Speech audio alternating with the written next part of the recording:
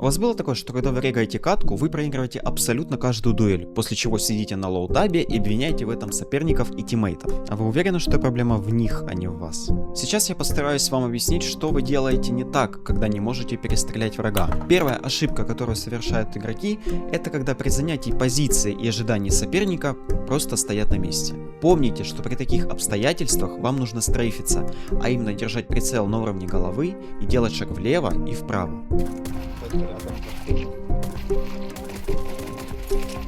Из этого вытекает вторая ошибка. Она заключается в том, где вы держите прицел. Не нужно держать его на уровне тела или ног. Всегда старайтесь удерживать его на уровне головы и дальше от края стены, чтобы соперник сам вышел вам на прицел.